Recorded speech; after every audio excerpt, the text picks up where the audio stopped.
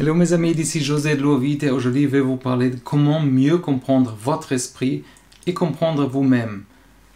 Pour moi et pour vous, qui vous souhaitez par exemple, si vous souhaitez améliorer vos relations, ou savoir plus sur vous-même, il existe plusieurs façons de mieux comprendre notre esprit et vous-même, nous-mêmes.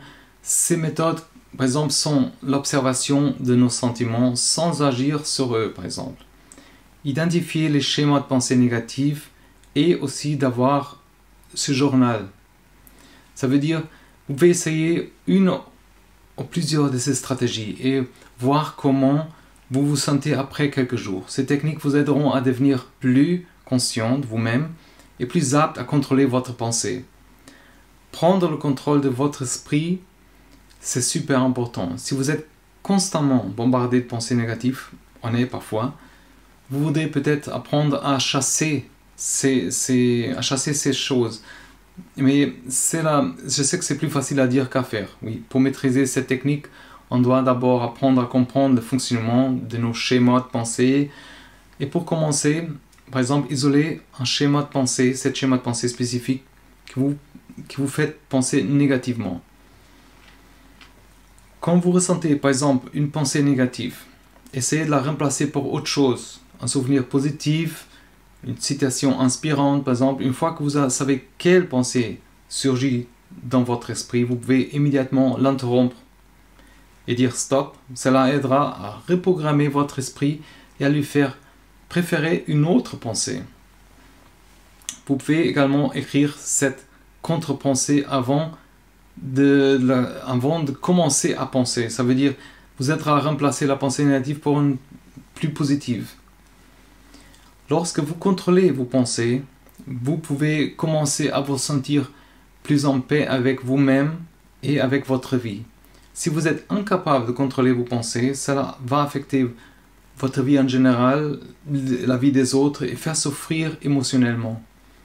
En reprogrammant votre esprit pour qu'il n'ait que des pensées positives, vous pouvez vous sentir plus heureux et équilibré. Vous allez vous sentir et serez plus capable de faire face aux émotions qu'il présente à nous tous.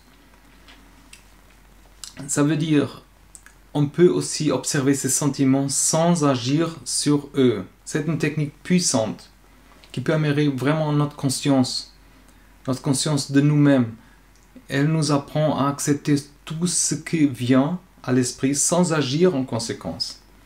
Chaque fois que vous ressentez par exemple une émotion particulière par exemple, il suffit de d'étiqueter comme telle, essayer de l'observer pendant une minute par exemple, sans changer quelque chose.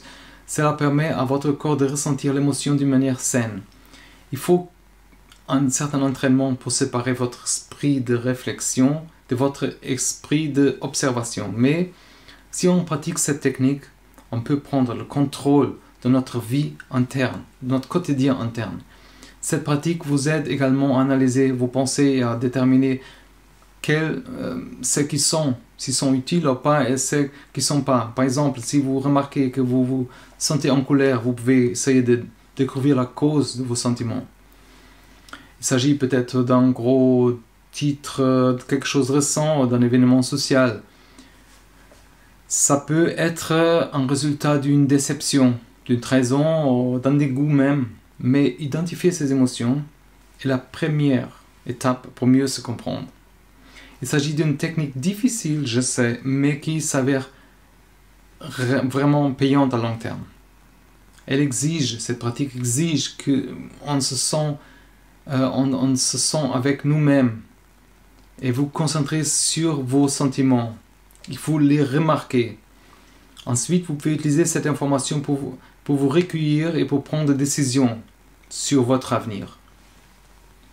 Alors, apprendre à reconnaître ces schémas de pensée négatives peut vous aider à mieux vous comprendre aussi. Ces pensées ont souvent un thème récurrent. Identifier ces schémas peut nous aider à remplacer ces cycles de pensées nuisibles pour nous par des cycles positifs. Vous pouvez commencer par écrire ces pensées négatives et remarquer ce qu'ils ont en commun. Et avec le temps, on va commencer à avoir des modèles, des schémas récurrents que vous pouvez changer.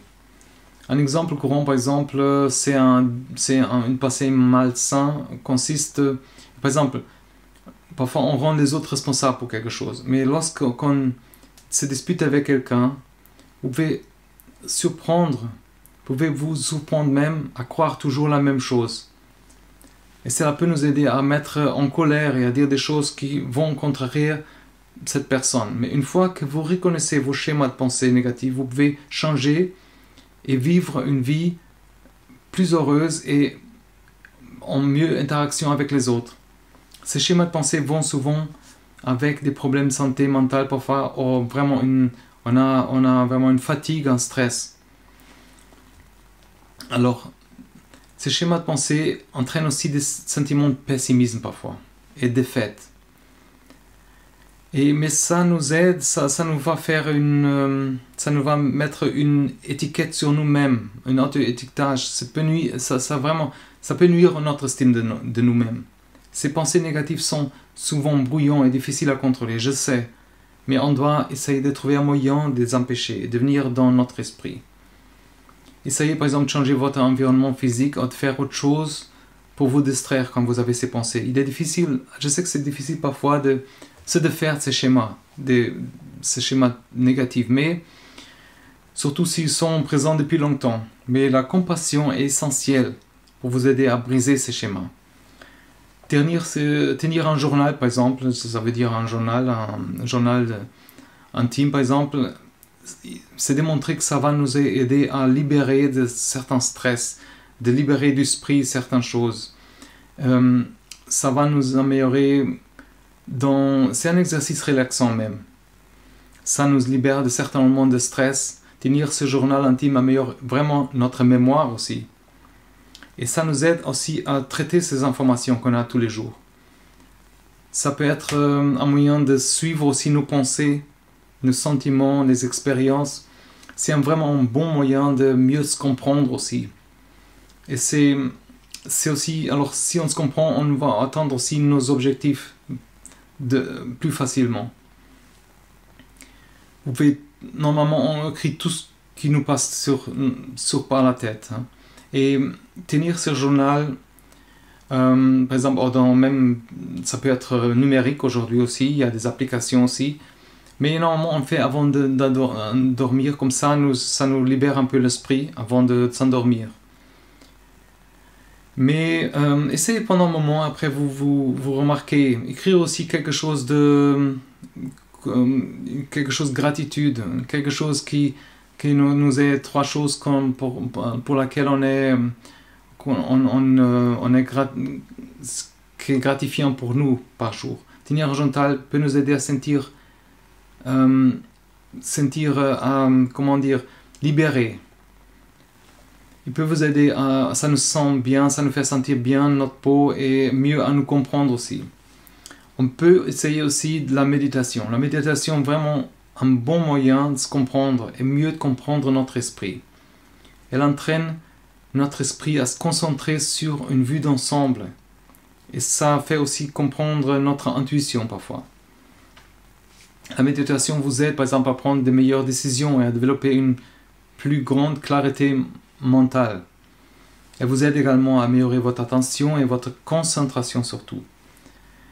C'est vraiment quelque chose de crucial parce que si on veut accomplir quelque chose. Et tout au long de notre journée, par exemple, la méditation peut nous aider à comprendre nos pensées. On prend par exemple 10-15 minutes de temps en temps pour nous recentrer. Elle nous aide à comprendre et à avoir conscience de ce qu'on pense. Par exemple, même des jugements qu'on fait, des valeurs qu'on porte nous-mêmes. Cette pratique nous entraîne également à apprécier le moment présent, super important. En plus, nous aider mieux à comprendre la méditation peut nous aider à devenir plus conscients des sons de notre environnement, des sensations qu'on a, nos sentiments. Alors pour commencer à méditer, vous devrez d'abord préparer votre corps et votre esprit. Vous devrez choisir une position confortable et vous devrez rester, comme j'ai dit, 10 à 15 minutes. Cette position doit être confortable, comme j'ai dit, et pour m'être concentré sur la respiration. C'est clair, notre esprit va probablement commencer à vagabonder partout, mais on peut facilement revenir avec notre respiration. Se concentrer qu'on est là, dans ce moment-là, et on fait que ça. Et si par exemple, la méditation n'est pas c'est pas facile la méditation, mais c'est un processus qui demande un dévouement et une répétition. Mais je sais que l'idée d'arrêter les pensées, c'est pas évident, mais ça consiste à apprendre à observer l'état d'esprit et à observer soi-même. Et ça mènera à une compréhension supérieure. Et le but vraiment est d'éliminer tous ces vagabonds, ces sentiments vagabonds dans notre esprit, apprendre à mieux nous comprendre. Un autre aspect important aussi, c'est l'amour de soi. L'amour de soi est un élément important pour vivre une vie plus heureuse et plus saine. Ça affecte tout, depuis le choix de notre partenaire de vie, de façon de travailler, d'intégrer avec les autres. Ça vient normalement même depuis l'enfance. Mais c'est la clé de se comprendre. Ça veut dire, l'amour de soi peut être difficile, je sais, mais c'est pas une fatalité. Ça veut dire la pratique de l'amour de soi présente beaucoup d'avantages. Par exemple, ça va nous améliorer déjà notre santé mentale et rendre plus confiant. Super important, plus confiant. Alors, ça peut aussi nous aider à sentir plus motivés. Vous pouvez apprendre aussi à aimer et en apprenant, par exemple, d'apprécier des petites choses tous les jours. Et par exemple, on peut, comme j'ai dit, écrire dans le journal. Tous ces sentiments, cette pratique nous permet, par exemple, d'apprécier nos forces, nos talents, nos aspirations. Et ça nous aide aussi également à reconnaître notre valeur. L'amour de soi est aussi super important parce que ça projette aussi sur les autres ce que vous ressentez pour vous-même. Et si vous montrez par exemple constamment des défauts aux autres, il est probable qu'ils vous les renvoient. C'est comme un miroir. C'est important de mieux comprendre notre esprit et nous-mêmes pour pouvoir cultiver cet amour-propre. Comme j'ai dit, la méditation c'est super important et c'est vraiment montré que ça fait vraiment éviter la dépression. Et cette pratique régulière de méditation, comme je dis, ça va nous aider à mieux connaître et à créer notre présence plus calme. Alors je vous invite aussi à explorer la description. Dans la description, j'ai beaucoup de ressources et aussi, surtout, je vous invite à abonner pour vous envoyer une fois par semaine des textes, des schémas qui nous font réfléchir. J'ai utilisé moi-même, j'ai développé moi-même ça.